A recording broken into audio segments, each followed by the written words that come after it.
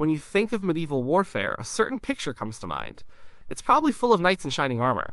They carry huge swords and ride powerful horses. You see castles with tall towers and massive walls. Archers stand on those walls, loosing arrows into an army below. It's a dramatic, exciting image. And it's the one we see all the time in movies, TV shows, and video games, but a lot of that picture is wrong. Or at least it's mixed up. Our idea of the Middle Ages is a mashup of different times and places. It's part history, part fantasy. We take a bit from the Romans, a bit from the Vikings, and a lot from Hollywood, and we call it medieval. The weapons especially get jumbled. We see heroes swinging weapons that no real medieval warrior ever would have touched. The medieval period was a long time. It stretched for about 1,000 years, from the fall of Rome in the 5th century to the start of the Renaissance in the 15th century. A soldier in 1450 had very different gear from a soldier in 850. Technology changed, armor evolved, and so the weapons had to change too. A weapon is a tool for a specific job. If the job changes, the tool has to change. The main job was to defeat an opponent, and that opponent's armor was the biggest factor. The weapons that were actually used were practical. They had to be. Your life depended on your weapon working correctly every single time. It couldn't be too heavy to use all day. It couldn't be so complicated that it would break easily. It had to be something a local blacksmith could make or repair. Fantasy weapons often ignore these basic rules. They focus on looking cool. A real weapon just needed to be effective. So to understand medieval warfare, it's just as important to know what wasn't there as what was. By clearing away the myths, we can get a much clearer picture of what it was really like. We can see that medieval soldiers were practical people using well-designed tools to survive. They weren't characters in a fantasy story, they were real people in a tough world. And their weapons reflected that reality. This isn't about the spears, axes, and arming swords that were common. This is about the other stuff, the weapons of myth and misunderstanding that have crept into our imagination and stayed there. The ones that look great on a movie poster but would get you killed in a real battle. Let's start with the fantasy favorites. These are the weapons you see all the time in games and epic movies. They've become so common that we just assume they were part of medieval history. But they weren't. First, there's the giant two-handed sword. You know the one. It's as tall as a person with a blade a foot wide. A hero with huge muscles hefts it over his shoulder and swings it around, cutting through 5 enemies at once. It looks incredible, but it's pure fantasy. A sword like that would be impossibly heavy, where steel is dense. A solid blade of that size could weigh 50 pounds or more. No one, no matter how strong, could swing that effectively in a fight. Combat isn't about single, massive blows. It's about speed, agility, and control. A giant sword has none of that. You'd swing it once, and while you were trying to recover, a guy with a simple spear would have already killed you. Real two-handed swords did exist, but they came at the very end of the medieval period and into the Renaissance.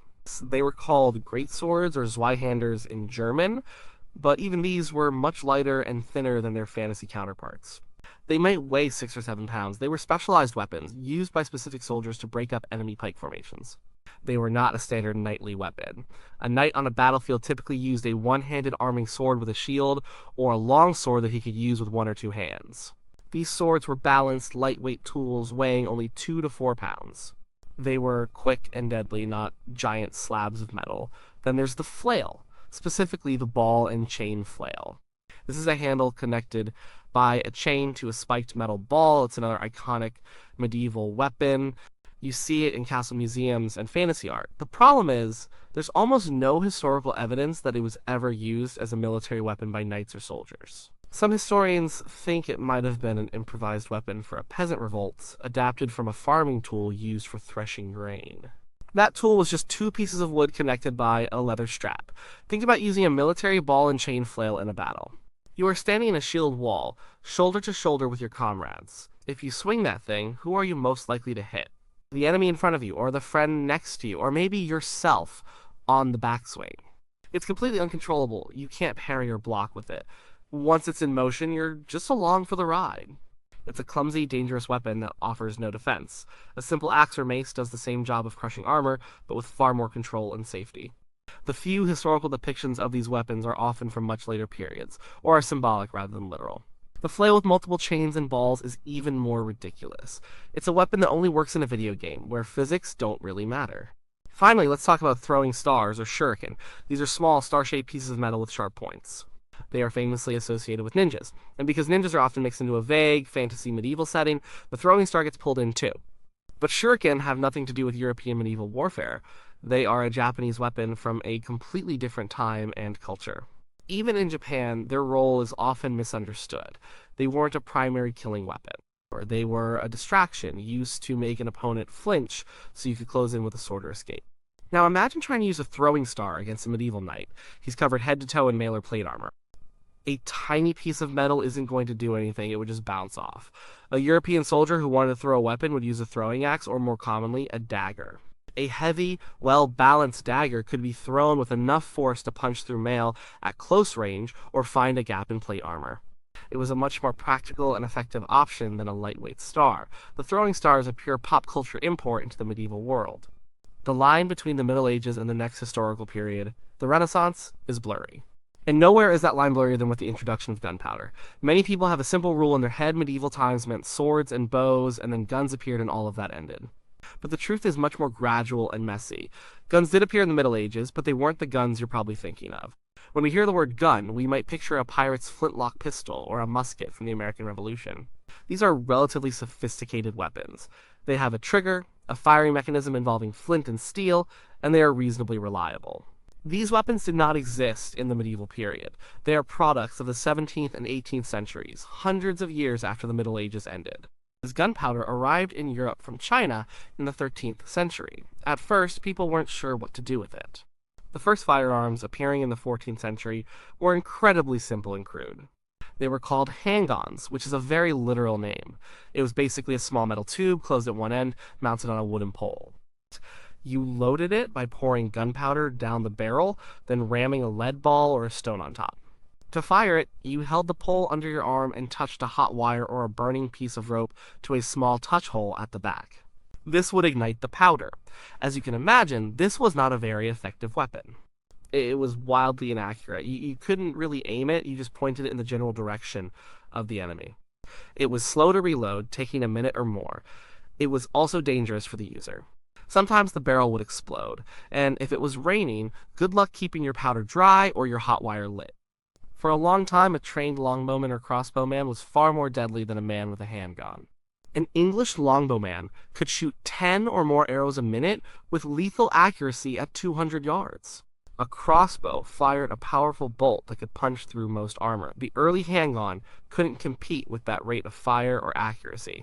So, why did they even bother with them? Because they had a psychological effect. They were loud, they produced a lot of smoke, and they could scare horses. And they didn't require years of training. You could teach a peasant to use a handgun in an afternoon. You couldn't teach someone to be a skilled archer that quickly. Strength and lifelong practice were needed for the longbow. Cannons also appeared in the late Middle Ages, but again, these were not the field artillery you see in later wars. Early cannons were massive, heavy, and difficult to move. They were mostly used for sieges to knock down castle walls. They were slow to load and prone to exploding. They were so valuable and rare that they were often given names. It wasn't until the very end of the 15th century that cannons became mobile enough to be used effectively on the open battlefield. So, while gunpowder was technically a medieval invention in Europe, the effective, reliable firearms that changed warfare were not. There were no duels with pistols at dawn, no regiments of musketeers firing in volleys. The slow, clumsy, and unpredictable handgun was the reality. The sword, the spear, and the bow remained the kings of the medieval battlefield for a very, very long time. The gunpowder revolution happened, but it was a slow burn, not a sudden explosion. Another common source of confusion comes from mixing up different times and places. The medieval label in popular culture often becomes a bucket for anything that happened between the Roman Empire and the invention of the steam engine. Weapons from ancient Rome, the Viking Age, the Renaissance, and even other continents get thrown into the mix. Let's start with the Romans. The image of the Roman legionary is powerful. He carries a large rectangular shield, the scutum, and a short, broad stabbing sword called the gladius. This was a perfect combination for the way the Romans fought in tight, disciplined formations.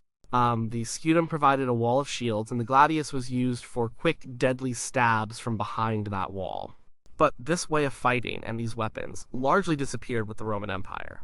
By the early Middle Ages, warfare was different. It was less about massive, organized formations and more about smaller groups of warriors. The swords changed to match. The Roman gladius was replaced by the spatha, a longer sword that was better for slashing from horseback. The spatha eventually evolved into the classic medieval army sword, the kind a knight would carry. Using a gladius in a chaotic medieval skirmish would put you at a serious disadvantage. You'd be outranged by everyone with a longer blade. The Roman style was a product of its time, and that time had passed. Then there are the Vikings. The Viking Age from about the 8th to the 11th century overlaps with the early Middle Ages. So, Viking weapons are technically medieval weapons, but they are often misplaced. You might see a depiction of a 14th century knight in full plate armor fighting someone with a classic Viking round shield and a single-handed axe. This is a mismatch of several hundred years. The Viking round shield was effective in its day, but it would offer poor protection against the powerful lances and sophisticated swords of the High Middle Ages. By that time, shields had evolved into the teardrop-shaped kite shield, and later the smaller, more agile heater shield to better protect a knight on horseback. Viking axes were also distinct. They were light, fast weapons. Later medieval poleaxes were much heavier and more complex, with spikes and hammerheads designed specifically to defeat plate armor. Perhaps the most common weapon misplaced in time is the rapier. When people think of sword fighting, they often picture the fast, elegant duels from movies like The Princess Bride or The Three Musketeers. That is rapier fighting. The rapier is a long, thin blade designed almost exclusively for thrusting. It was a civilian weapon popular in the 16th and 17th centuries for self-defense and dueling in unarmored contexts. A rapier would be almost completely useless on a medieval battlefield. Try to stab a knight in plate armor with a thin rapier blade. It would just snap. The medieval longsword was a much more robust and versatile weapon. It could thrust to find gaps in armor, but it also had the cutting power and blade strength to be effective against less armored opponents or to be used for grappling techniques. The rapier is a weapon of the Renaissance city street, not the medieval field of battle. Finally, we have weapons from entirely different cultures that get mixed in. The most famous example is the katana.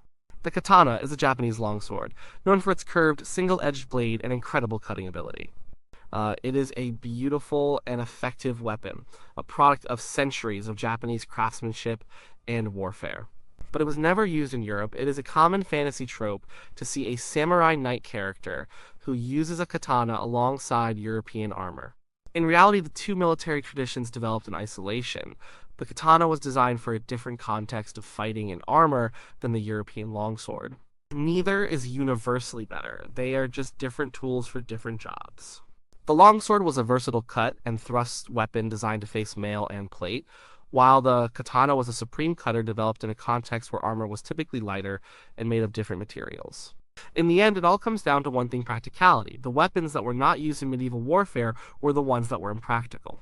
A weapon is a tool, and like any tool, it has to be reliable, efficient, and suited for its task. The weapons of fantasy and myth often fail this simple test. They are designed to look impressive, not to function in the chaos and grit of a real fight. Let's revisit that ball and chain flail. Beyond the risk of hitting yourself or your friends, think about its basic function. Its main advantage is supposed to be that it can wrap around an opponent's shield. That sounds good in theory. But in practice, a battle is not a one-on-one duel with plenty of space. It's a crush of bodies. You don't have room to swing a chain weapon. And after you hit a shield, what happens? Your weapon is now tangled up. While you're trying to get it free, the owner of that shield is stabbing you with his spear.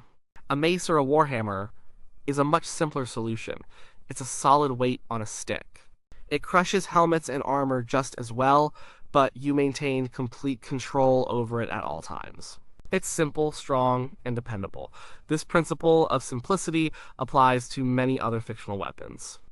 You sometimes see drawings of incredibly complex swords with multiple blades, scissor mechanisms, or moving parts. These are a blacksmith's nightmare and a soldier's worst enemy. Every moving part is a point of failure. In the mud and blood of a battlefield, a complex mechanism will get clogged and jam. A weapon needs to be as simple and robust as possible. A solid piece of steel, a sturdy wooden shaft, these things don't break easily. A hinge or a gear, on the other hand, is a liability. You can't afford for your primary tool of survival to fail because a small pin broke. Think about the costs and maintenance. Most soldiers were not wealthy nobles. They had to use weapons that were affordable and easy to maintain. A simple spear was cheap to produce. An axe head could be made by any village blacksmith. A standard arming sword was more expensive, but it was still a standardized, functional design. These fantasy weapons, with their intricate parts and oversized forms, would have been astronomically expensive to produce, and impossible to repair in the field. The weapons that were truly common on a medieval battlefield are often the ones that get the least attention in movies. The spear was probably the most common weapon of all. From the peasant levy to the knight, almost everyone used a spear or some form of polearm. It was cheap, easy to learn, and it gave you reach, which is a huge advantage in a fight. The axe was also incredibly common, as it was both a tool and a weapon. Bows and crossbows were the dominant ranged weapons for centuries. Swords were actually a sidearm for many soldiers, a backup weapon for when their spear broke or the fight got too close. Our modern image of medieval warfare is often a romanticized one. We like the idea of unique, powerful heroes with special, cool-looking weapons. But the reality was more about groups of soldiers working together using standardized and practical equipment. The real weapons of the Middle Ages weren't born from an artist's imagination. They were shaped by centuries of hard-won experience. They were the tools that kept people alive, and they worked. The ones that didn't work were discarded. They were confined to stories and, eventually, to our video games and movie screens. The real medieval warrior would have looked at a giant anime sword or a three-headed flail and just shaken his head. He'd have leaned on a simple, reliable spear, a weapon that had proven its worth time and time again.